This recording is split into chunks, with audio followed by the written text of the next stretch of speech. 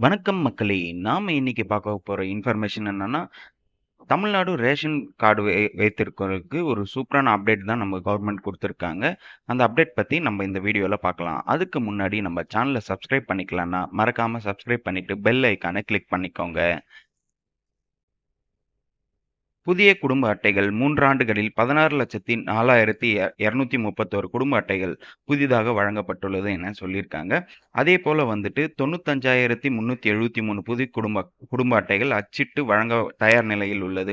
அதாவது நியூவா நீங்க ரேஷன் கார்டு அப்ளை பண்ணியிருந்தீங்கன்னா, அவங்களுக்கான அப்ரூவல் வந்திருந்ததுன்னா 95,373 பேருக்கு வந்துட்டு இந்த வருஷத்துக்குள்ள குடுக்குறேன்னு சொல்லியிருக்காங்க. அதே மாரி பொதுமக்களின் கோரிக்கை ஏற்று 713 முழுநேர கடைகளும், 1340 பகுதி நேர ரேஷன் கடைகளும் தமிழ்நாடு முழுவதும் புதிதாக துவங்கப்பட உள்ளது. அதாவது அ பார்ட் டைமா பார்த்தீங்கன்னா, 1340 கடைகள் புதிதா தொடங்கப்பட உள்ளதுன்னு சொல்லியிருக்காங்க.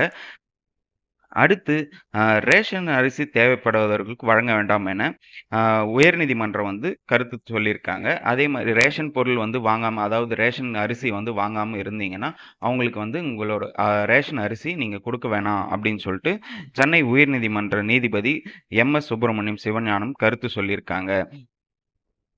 அடுத்து நம்ம ரேஷன் கடையில ஆவின் பொருட்கள வழங்க திட்டமிட்டிருந்ததா சொல்லியிருக்காங்க.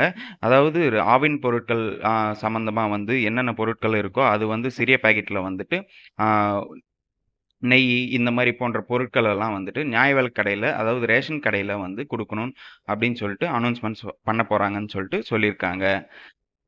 அடுத்து ஆகஸ்ட் 31ல எல்லா ரேஷன் கடையும் இயங்கும்னு சொல்லியிருக்காங்க. மந்த் எண்டுல நெறைய பேருக்கு எல்லா பொருட்களும் கிடைக்கிறது இல்லன்னு சொல்லிட்டு கம்ப்ளைண்ட் பண்ணதுனால, அ ஆகஸ்ட் 31ல எல்லாருக்கும் எல்லா பொருட்களும் கிடைக்கணும்னு சொல்லிட்டு இவங்க ஆர்டர் பண்ணியிருக்காங்க. ஓகே மக்களே! இந்த வீடியோ உங்களுக்கு புடிச்சிருந்தா லைக் பண்ணுங்க. நெறைய பேருக்கு ஷேர் பண்ணுங்க. மறக்காம நம்ம சேனல சப்ஸ்கிரைப் பண்ணிட்டு பெல் ஐகான கிளிக் பண்ணிக்கோங்க. Thank you.